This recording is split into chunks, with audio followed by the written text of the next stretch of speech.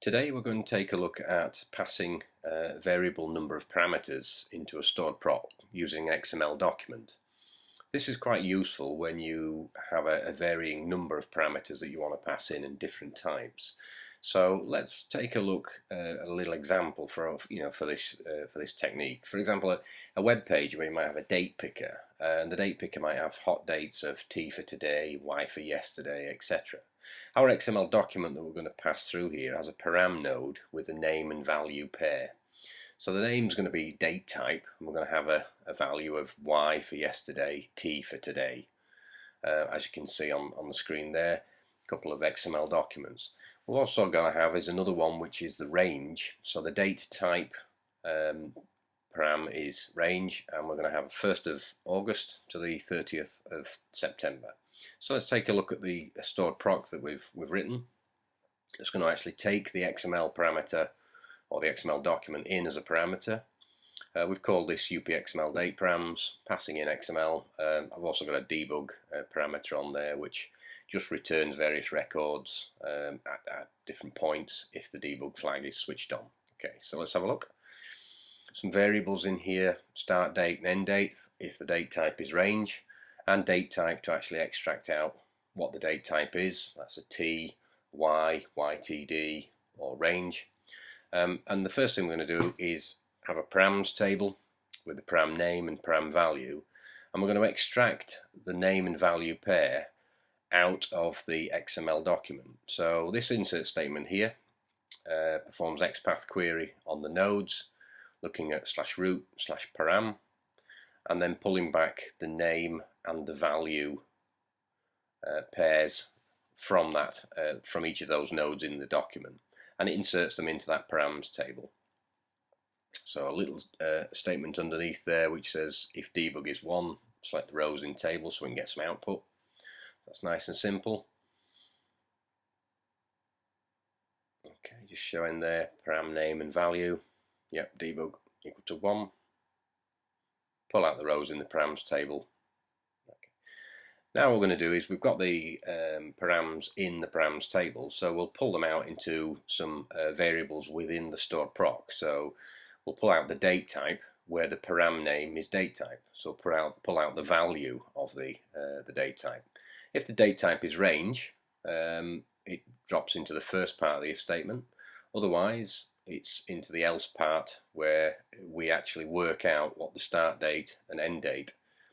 So T for today, we would simply say start date is equal to today using a getDate function. Yesterday is dateAdd -1 on the day, and year to date we're using a SQL 2012 function there. Date parts, get me the year of today, and then 1st of January, so that's 1 for the month and 1 for the day. And we'll have a default of today if there's nothing passed in on the date type, so we return just today. And obviously for the end date, same again. A T will give us today, a Y will give us date -1. Year to date will simply give us today, so the end date will be today, and again another default of today on that one. And then the stored proc itself simply returns the parameter date type, and then using another SQL 2012 function formats the two dates. So let's have a look at the XML documents and calls that we're going to make into this stored proc. So the first example, we've got an input XML variable here, and we're setting it up with a root and a param node, and the name value pair, date type T, value there, and then we'll call that, passing in the input params and switching on debug so we can actually see what's actually coming through on the input params table. Let's run that. So rows in the param table, date type of T, that's all we've passed in, and as you can see it passes it back 17th of September. Okay, let's just comment that one out. The next one, we'll set the input XML to yesterday so we can see what's actually going to be coming back for yesterday, and I've switched debug off, so let's give that a run.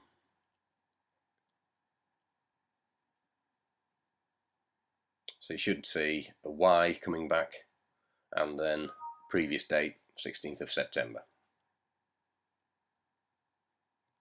Got another couple of XML documents as well, so let's have a look. We've got the date type of year to date and date type of date range, and we're passing in the 1st of August and the 30th of September. So here we are with the document here, date range 1st of August, 30th of September. And on this particular one I'm switching on the debug flag so we can actually see what's coming in and out of the params table. So let's give that a run and see how we go. There's yesterday with the 16th of September, year to date, 1st of January to the 17th of September, today. And on the date range one, you can see the date type is set to range, report start date 1st of August and then 30th of September, and we simply return that back.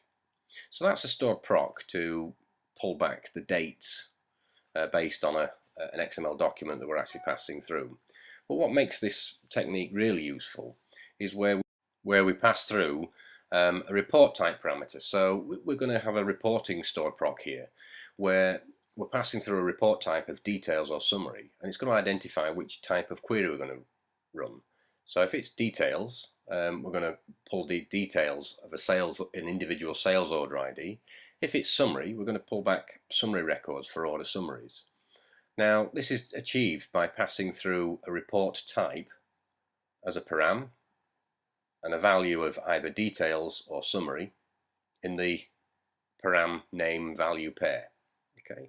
If it's a details, we must have a sales order ID. If it's a summary, then we'll work out a given date range, and that'll be based on the previous example where we're using Y for yesterday, T for today, year to date, or a range with a start and end date.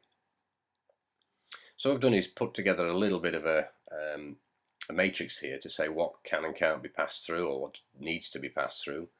If the report type is a detail, then we only need the sales order ID, that's required. If it's a summary, then we don't need sales order ID, we simply pass through a date range and a date type of range, year to date, yesterday, etc.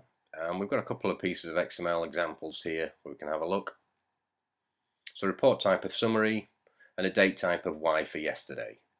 So we'll call the stored proc that we previously built to work out and pass us back what these dates are, because we know that that works okay now.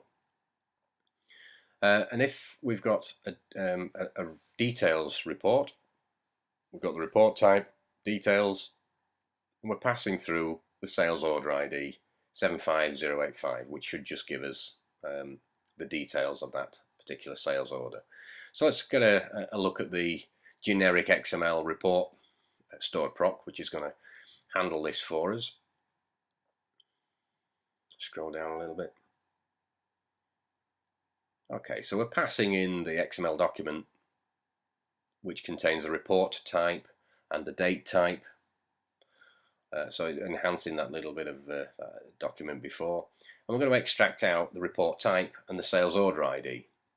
We're also going to create a date params table holding the date type, start date and end date, which is what's returned from the XML date params stored procedure. And we'll populate that by a call to it by simply saying insert into date params, UPXML date params, passing in the whole document. It'll ignore the report type node and pull back and work out the dates for us. We've set the debug to 1 there, and we'll have a look at the date params from there. What we're now going to do is hold all the parameters that we pass into this stored proc in a report params table. And again, we're using the XPath query /root/param, pulling out the name value pairs, and again a debug statement to show us what's in there. So we're simply going to extract the param value where the param name is report type, and if report type is details, then we want to actually extract the sales order ID from the params table. We'll pass in the sales order ID into the details query, which is joining sales order header and sales order detail together, but passing in the actual sales order ID from the params that we've passed in the XML document. If the report type isn't details, then it must be a summary, and what we're going to do is perform a query on the sales order header and use the order date from the date params table, start date and end date. That table is populated from the stored proc we saw earlier, which extracts out the dates and works out the dates for us based on the date type. So a quick piece of XML here. We've got a report type, a summary. It's a date range from the 30th of June to the 31st of July. And let me add the debug flag here. Okay, debug 1 so we can see what's going on. Okay, the next XML document we've got underneath this is for the report type of details. And all we're doing here is simply passing in report type, details, and the sales order ID, which is an integer 75085. And again, calling it and debug flag set to 1. So let's have a look at what comes out. So the first record is debug information, date range date params, it's a range. You can see there report type is summary, date type is range, start date and end date, 30th of June. And as you can see, it's run the summary query from the 30th of June to the 31st of July. Underneath that, we've got null as the date type because we didn't pass anything in, but the XML date params stored proc returns a default start date and end date of today.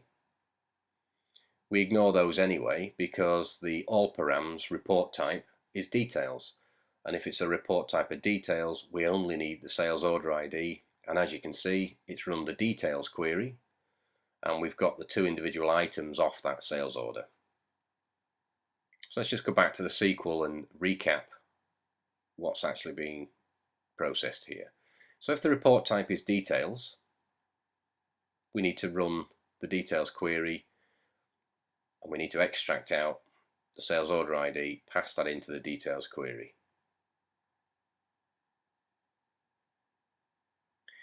If it's not a details report, it must be a summary report, so we drop into the else part of the if statement and we run a query against the sales order header and we pull back the start date and end date from the date params table.